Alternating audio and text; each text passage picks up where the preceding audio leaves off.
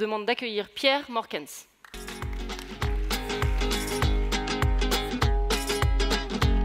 Merci Aurélie, bonjour à toutes et à tous.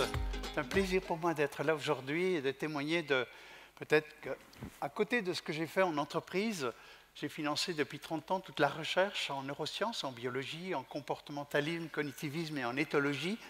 Le centre de recherche de Jacques Fradin, que vous connaissez peut-être, et je vais vous en donner un petit morceau pour que vous puissiez vous éveiller à cette capacité d'ouverture dans un monde qui change. Et donc, l'approche dont je vais vous parler, en partie bien sûr, c'est l'approche neurocognitive et comportementale qui est très pratique, très pragmatique, qui nous fait comprendre les choses, mais qui vous donne plein d'outils très pratiques pour vivre tous les jours, soit dans l'entreprise, avec votre conjoint, l'éducation des enfants, voilà tout ce qui nous intéresse. Et c'est pour cela que je vais vous parler de ce que fait l'Institut de neurocognitivisme, qui est une association qui permet en fait à plein de gens d'apprendre, de connaître, de découvrir ces outils par une formation certifiante. En un mot, nous sommes dans un monde dont vous connaissez probablement déjà les mots, volatilité, incertitude, etc. Mais le mot complexité, je voudrais m'arrêter 2 secondes. Le monde est de plus en plus complexe, vous le voyez. Il faut savoir que les connaissances mondiales se multiplient par 2 tous les 7 ans. Donc imaginez la vie de vos petits-enfants. 2 fois 2 fois 2, ça va très très vite. Et comment un humain peut-il absorber cette adaptabilité au monde de demain? Comment notre cerveau est-il fabriqué pour cela? Et peut-être qu'il y a 2 mots qui sont oubliés dans cette formulation que l'on connaît de plus en plus, c'est que nous sommes dans un monde de plus en plus interdépendant. Donc, il n'y a plus la connaissance totale. Donc, on a besoin de l'autre, on a besoin de travailler en intelligence collective avec la connaissance des autres, en s'appuyant sur l'autre. Et pour cela, il faut bien se connaître. Il faut savoir ses limites, mais aussi ses capacités. C'est de cela que je vais vous parler. Et en même temps, apprendre à découvrir l'autre. 2e mot, qui est souvent oublié, qui est plus diffus, c'est la notion d'individuation. Nous vivons dans un monde où aujourd'hui, les gens cherchent à donner du sens à leur vie. Qu'est-ce que je fais? Pourquoi je le fais? Donner du sens. L'individuation, ce mot qui était cher à Théard de Chardin dans les années 40-50, prend tout son sens aujourd'hui. Et c'est pour cela que je vais vous parler du cerveau, parce que c'est un organe exceptionnel dans lequel nous prenons 5-6 000 décisions par jour et qui nous permet précisément, lorsqu'on le comprend, d'apprendre à le maîtriser, mais de façon intelligente pour créer notre bonheur et notre avenir. Et donc, si je vous en parle, vous avez là une coupe du cerveau avec l'avant, le bleu, et l'arrière. Savez-vous qu'un cerveau pèse grosso modo chez l'enfant 350 grammes, à 1 an il a à peu près 1 kilo, et chez nous adultes 1350, 1400 grammes. Ce cerveau possède à peu près 100 milliards de neurones. Imaginez le nombre. Et ce n'est pas tout. Chaque neurone est relié en moyenne à 10 000 autres neurones. Donc nous avons 1 million de milliards de connexions dans notre petit cerveau. Donc vous imaginez bien qu'il y a 30, 40, 50 ans, on ne savait pas tout ça. On le devinait peut-être, mais aujourd'hui on peut voir ce qui s'y passe. Et toutes nos études, tous nos travaux se sont basés sur la compréhension de qu'est-ce qui s'y passe, comment nous prenons des décisions. Et c'est de cela que je vais vous parler. Et en fait, pour être plus caricatural et plus rapide, nous avons d'un côté le côté limbique. Le côté limbique, c'est nos connaissances, nos savoirs, c'est tout ce que nous apprenons au fil du temps, depuis la tendre jeunesse jusqu'à aujourd'hui et demain. C'est là qu'on stocke nos connaissances, nos savoirs, nos savoir-faire, nos motivations, on en a parlé tout à l'heure, aussi nos conditionnements, mais aussi nos préjugés, nos croyances, nos fausses idées, qui nous jouent souvent des tours. Et à côté de cela, nous avons le cortex préfrontal. Ce cortex préfrontal qui prend chez nous à peu près 20% de la masse du cerveau, mais qui va se développer de la petite enfance jusqu'à l'âge de 25-30 ans pour développer en nous la capacité de penser out of the box, de découvrir, d'apprendre, d'être curieux. Donc, c'est le cerveau aussi de l'anticipation, de la spiritualité, alors que les croyances sont plutôt à l'arrière. On vous parle souvent de cerveau droit, cerveau gauche. Alors c'est vrai qu'on a des hémisphères droit et gauche. Ce qui est important, c'est l'avant et l'arrière, et c'est de cela que je vais vous parler aujourd'hui. Comment tout ça fonctionne? Eh bien, l'arrière, c'est ce que possèdent aussi les animaux, enfin du moins les mammifères. C'est le côté créature en nous. Nous sommes des créatures, nous avons des besoins, nous avons des connaissances, des savoirs qui nous permettent de prendre des milliers de décisions par jour. Mais ça reste créature avec des automatismes, des programmes. Et c'est très utile. Vous l'utilisez tous les jours pour vous arrêter au feu rouge, pour démarrer au feu vert. Par contre, l'avant est créateur. C'est lui qui permet d'apprendre. Lorsqu'un enfant, lorsque vous apprenez quelque chose de neuf, ça commence par passer par l'avant et ensuite, avec l'expérience, avec le vécu, ça s'installe à l'arrière. Alors, ce qui est intéressant à comprendre, c'est que nous avons tous des biais cognitifs. Nous avons des croyances, des certitudes qui souvent nous empêchent de passer de ce côté créature au côté créateur. Et dans un monde complexe, dans un monde qui change tous les jours, on a besoin de développer ça.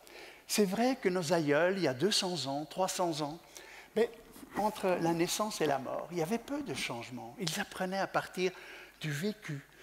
On prenait le temps pour faire les choses. Il y avait peu de choses à apprendre. Donc, on sollicitait beaucoup le mode automatique, alors qu'aujourd'hui, développer son mode adaptatif est capital. Et c'est pour ça qu'aussi, je finance des associations qui développent ça en formant les enseignants. On en forme 1200 à 1500 en Belgique par an, avec des changements colossaux dans les écoles. On vient de créer Savoir-être à l'école en France il y a 1 an, et on commence à former les enseignants à sa connaissance, avec succès. Donc, lorsqu'il n'y a pas passage, eh bien, il y a stress. Et voyons d'abord de comprendre comment fonctionne l'arrière, comment fonctionne l'avant. L'arrière, c'est notre zone de confort. C'est ce qu'on connaît, qu'on possède, qu'on utilise des milliers de fois, et heureusement par jour. Et il a des caractéristiques très simples. Il est routinier, il a des habitudes, il est persévérant, il est rigide. Mais la rigidité, elle est vachement utile face au feu rouge. Il y a plein de situations où être rigide, avoir de la rigueur, c'est très important. Il est, comme vous le voyez aussi, il est simplificateur. Ça veut dire que c'est la notion de c'est bien, c'est mal. C'est bon, c'est mauvais. C'est rouge ou vert, c'est noir ou blanc. La simplification, la notion du jugement, elle est utile aussi chaque jour. Lorsque vous rentrez dans une pièce, avoir tout de suite un jugement sur ce qui se passe vous permet parfois de prendre les bonnes décisions. Ensuite, certitude, forcément, puisque c'est notre connaissance, c'est notre savoir-faire, et il est nourri par l'expérience, l'empirisme. Toutes vos expériences enrichissent vos modes limbiques qui vous permettent de prendre des décisions, et il est sensible à l'image sociale. Ça veut dire quoi? Au regard de l'autre. Les convenances, on en a tous. On a des convenances culturelles dans une entreprise. Tout cela est bien, sauf quand ça nous limite. Sauf quand ça nous rend, en fait, pas intelligents, pas adaptatifs. Et c'est là qu'il est indispensable de découvrir, vous les avez, on l'utilise tous les jours, chacun de vous, les qualités du cortex préfrontal et comment les développer. Voilà ce qu'on va faire aujourd'hui. Vous voyez qu'il a 6 caractéristiques qui sont totalement à l'opposé du mode limbique, mais en même temps complémentaires. La curiosité, c'est la première chose qu'un enfant a dès qu'il naît. C'est une boule de curiosité. C'est passionnant de voir les enfants, de les observer, de se rendre compte qu'ils ont une soif d'apprendre. Et vers l'âge de 5-6 ans, qu'est-ce qui vous bombarde de quoi? De pourquoi maman, pourquoi papa. Et ça a un sens. Les pourquoi, c'est pour apprendre à découvrir, à connaître, à savoir. Et c'est pourquoi, en fait, il y a 3 façons de répondre à l'enfant. Pourquoi la nuit, maman? Ah, tu sais, ça tu comprendras plus tard avec ton professeur de géographie, mais on va plutôt lire l'histoire des petits nounours qu'on a déjà lus 26 fois. Et donc, qu'est-ce qu'on lui dit? Ta curiosité, tu la mets dans la poche de ton pyjama et on va rentrer dans les routines. Non, c'est pas comme ça qu'il faut répondre, parce qu'on enlève le goût de la curiosité. Or, c'est très important. Deuxième façon de répondre, mon petit chou, je vais t'expliquer pourquoi la nuit. Vous prenez son ballon et vous lui dites, ça c'est le soleil, ok? Et vous prenez un objet Vous prenez un objet et vous lui dites, ça c'est la Terre. Et vous lui expliquez la rotation de la Terre en 24 heures. Il a pigé en 5 secondes que lorsqu'il est là, c'est le jour, et que lorsqu'il est là, c'est la nuit. Vous lui donnez une connaissance supplémentaire, vous répondez à sa curiosité, et il y a une troisième façon de lui parler. Mon petit chou, j'adore ta question. Et toi, qu'est-ce que tu en penses? Vous allez voir l'enfant faire ceci. Oh, je sais pourquoi. Moi, je crois que le soleil fatigué va faire dodo et c'est la lune qui le remplace. Ah, mais qu'est-ce qui s'est passé dans son cerveau? Il ne savait pas pourquoi. Eh bien, rapidement, il a, en fait, créé des nouveaux circuits neuronaux. Il est allé chercher à gauche, à droite, des connaissances qu'il avait, une histoire d'un oncle, etc., pour créer des nouveaux circuits. Ces moments sont délicieux, sont présents, sont forts, sont nécessaires pour apprendre à s'adapter, à pouvoir être créatif, innovant. Et donc, la curiosité, c'est quelque chose que nous pouvons développer dans nos entreprises, dans nos ménages, en faisant quoi? De la maïeutique. Poser des questions ouvrantes, poser des questions à vous-même et aux autres, de manière à aider votre cerveau et celui des autres à changer d'état d'esprit. Deuxième, c'est la souplesse, c'est la notion d'acceptation. Ce n'est pas pour ça qu'il faut se résigner. Lorsque vous faites du mindfulness, vous travaillez sur cet aspect de la souplesse. Et troisièmement, ensuite, lorsque vous développez ces deux premiers, vous ouvrez votre horizon. C'est là qu'on commence à nuancer. La nuance, c'est ni blanc ni noir, c'est pas bien ou mal. Vous savez, derrière des choses qui nous ennuient, il y a souvent des opportunités colossales qu'on loupe lorsqu'on n'est pas ouvert, lorsqu'on n'a pas cette sérénité d'ouverture que développe le cortex préfrontal, ce qui entraîne la relativité, prise de recul. Voilà ce qui est nécessaire dans des situations délicates. Et ça entraîne ensuite la notion de réflexion logique, le bon sens, l'intuition. Ah oui, l'intuition, c'est une capacité du cortex préfrontal qui est fabuleuse. Vous savez, la nuit porte conseil. On connaît tous ce proverbe. Lorsque vous vous endormez avec quelque chose que vous n'avez pas résolu pendant la journée, déposez la chose sur votre table de nuit. Dormez de tout votre soûl et le lendemain, souvent, on a des idées nouvelles. Parce que le cortex, il continue à bosser la nuit. Et c'est lui qui nous donne des idées nouvelles. C'est lui qui permet de prendre du recul, de l'ouverture. Voilà ce qui est important pour développer en nous, dans notre façon d'éduquer les enfants, de nous-mêmes, de nous transformer. Se changer soi, ça commence par développer du cortex préfrontal pour avoir des opinions personnelles. C'est ce qu'on appelle faire la bascule. Vous la faites tous les jours des centaines de fois sans vous en rendre compte, mais il y a des fois où on ne le fait pas. Et là, il se passe quelque chose qu'on va voir dans un instant. Mais développer le cortex préfrontal amène toutes ces qualités, développe notre lucidité, développe notre créativité, notre capacité d'innovation. Notre intuition, je viens d'en parler, notre agilité d'esprit. Et aussi, cette capacité d'adaptabilité. Voilà ce qui est nécessaire dans un monde qui change et qui aujourd'hui est indispensable à développer en nous dès la petite enfance. Ce qui se passe lorsqu'on ne passe pas en bascule, c'est quoi? Eh bien, c'est le stress. Et le stress a un sens dont je vais vous parler aujourd'hui, parce qu'il faut être attentif au stress. Je vais vous expliquer d'où il vient, pourquoi il vient. Mais lorsqu'on ne passe pas du mode automatique au mode adaptatif, le stress s'installe. Et pourquoi? Parce qu'on reste dans notre zone de confort. On a des certitudes. C'est comme ça, c'est pas autrement. Et on n'ouvre pas son esprit. Et à ce moment-là, le stress s'insinue en nous. Pour faire quoi? Pour nous rappeler quelque chose de très utile qu'on va découvrir avec un petit outil que je vais vous donner tout à l'heure. Donc, lorsque la bascule ne se fait pas, le stress s'installe. Et c'est quoi le stress? Mais le stress est une capacité biologique tout à fait naturelle que les animaux ont et que nous avons également. Le stress, à la base, c'est une poussée d'adrénaline, de dopamine et autres pour nous permettre biologiquement et physiologiquement de nous sauver soit de la mort, soit d'un accident, soit de quelque chose qui va toucher notre intégrité physique. Et lorsque notre reptilien voit un danger, il va instantanément se mettre en fuite, en lutte ou en inhibition, c'est les travaux d'Henri Laborie, pour éviter la catastrophe.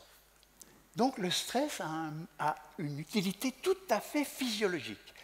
Et pourtant, aujourd'hui, les tigres devant notre porte, les mammouths devant les grottes, etc., ça n'existe plus trop. En fait, le stress physiologique, on n'y est pas confronté tout le temps. Tout le temps. Non. Par contre, nous stressons peut-être plus que nos anciens. Et c'est là qu'on découvre le stress psychosocial.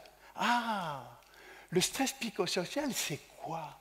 Mais c'est un stress qui naît et qui prend les allures, comme vous le voyez là, dans la fuite, de la gêne, de l'anxiété, de la peur, de l'angoisse.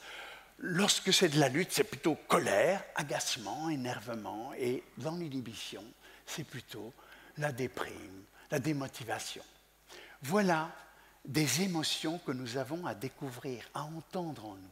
Apprendre dès la petite enfance à mettre des mots sur nos émotions, voilà ce qui permet à chacun, petit à petit, de pouvoir se transformer. Et vous allez voir comment. Donc, les deux répondent à une même loi. Il y a stress lorsqu'il y a danger. Le premier, c'est danger physiologique, et là, heureusement que le stress existe. Et le deuxième, il y a un danger, et il est quoi? C'est quoi le danger qu'il y a derrière? C'est le danger de nos pensées. Figurez-vous que nos pensées, nos croyances, nous jouent des tours tous les jours. Et comment les déconstruire? Voilà ce vers quoi je vais vous amener. Et en fait, bon, on le sait aujourd'hui que le stress empêche globalement la créativité, l'écoute, l'autonomie, la communication est mauvaise, ça ne passe pas. On est collé dans la colle, on est le nez dans le guidon, je dirais presque. Et c'est là qu'on prend de mauvaises décisions. C'est pour ça qu'il faut parfois mieux dire « je prends ma décision demain » pour être plus serein. Et cette sérénité, ça peut se bâtir. Alors, le mécanisme qui est là derrière, c'est quoi? Bon, vous connaissez probablement le fameux triangle pensée, émotion, comportement. Et ces comportements sont forcément nourris par nos décisions. Je vous ai dit tout à l'heure, on prend grosso modo 5 à 6 000 décisions face à 5 à 6 000 situations. Des situations hyper simples et des situations complexes. Et lorsque nous avons des émotions de stress, lorsque on est dans la fuite, dans la lutte, dans l'inhibition, en fait, c'est un signal d'alarme. Ah, comment faire du stress un allié? C'est en mettant des mots dessus et en essayant de découvrir leur origine. Et l'origine de tout stress, c'est forcément dans nos pensées, dans ce que nous croyons, dans nos certitudes, dans nos rigidités. C'est là qu'on doit aller puiser le pourquoi. Le stress vient de ces rigidités, de ces convenances parfois qui nous bloquent. Et c'est ce qui entraîne la stressabilité. C'est quoi la stressabilité? La stressabilité, c'est ma capacité ou mon incapacité à rester calme, à rester serein devant un événement. Je peux, moi, animer tous les lundis matins une réunion avec 4 personnes. Je suis pilote d'un groupe de pilotage et il y en a un qui arrive toujours en retard, là, toujours en retard. Et moi, ça m'énerve, quoi. Et il est 9h20, il n'est pas encore là. Ça fait 20 minutes qu'on attend tous. Et mon voisin, il me dit, mais à quoi ça sert? Il est cool, quoi. Et il me dit, mais commence à 9h. Fais les choses comme tu l'as décidé, tu verras bien. Mais non, il n'est pas là, il ne va pas entendre, etc. Et qui des deux sera le plus capable de parler à l'autre pour précisément lui faire entendre de venir à temps? C'est forcément celui qui est cool. Il pourra avoir les mots qu'il faut pour nourrir l'autre. Tandis que celui qui est stressé, énervé, il reste collé dans la colle. Et donc, si on voit ça de plus loin, on peut garder cette formule. Le stress, et aujourd'hui on le voit en IRM, lorsque quelqu'un stresse, son cortex préfrontal, il est plat. Ça veut dire qu'il ne bouge pas. Il n'y a que l'arrière du cerveau qui est en train de mouliner devant des situations, et c'est pour ça que le stress, qui est un inhibiteur d'intelligence adaptative, dépend de 3 facteurs. Le stresseur, en général il a bon dos, le stresseur, la stressabilité, c'est ma façon à moi de voir les choses, et c'est là-dessus que je dois travailler, et c'est pour ça que ces pensées, nous devons les travailler. Nous avons à le faire en travaillant sur nos antivaleurs. On a tous des valeurs et c'est bien, mais c'est bien d'avoir des valeurs, sauf si on a l'antivaleur correspondante. Moi, j'adore la réussite, et si j'ai horreur de l'échec, je risque peu de réussir. Je risque peu de réussir parce que je n'ose pas. J'ai peur de l'échec, je ne vais pas oser, je ne vais pas être audacieux, donc je vais rarement réussir. C'est la même chose pour tous les autres. Et donc, un outil que nous allons vivre cet après-midi dans l'atelier, pendant 1h15, nous allons travailler sur un outil tout particulier qui permet de déconstruire chacune de ces aversions suivant les aversions que vous avez. Et pour terminer, le message que j'ai envie de vous faire passer est le suivant. On vient de voir que dans un monde de plus en plus complexe, nous avons à développer de plus en plus de compétences et de connaissances. Et la formation continue, c'est une norme aujourd'hui. Oh, sinon, on est dépassé. Mais pour apprendre, ce qui est nécessaire, indispensable, c'est de travailler sur soi. De travailler sur soi, de travailler sur nos contenants. Ah, c'est quoi les contenants? C'est le savoir-être, c'est l'écoute, c'est tout ce qu'on vient de découvrir. Et c'est pour ça que lorsque je vous le fais vivre avec cette bouteille, nous sommes tous des contenants, nous avons tous des capacités colossales et heureusement déjà plein de connaissances et de contenus.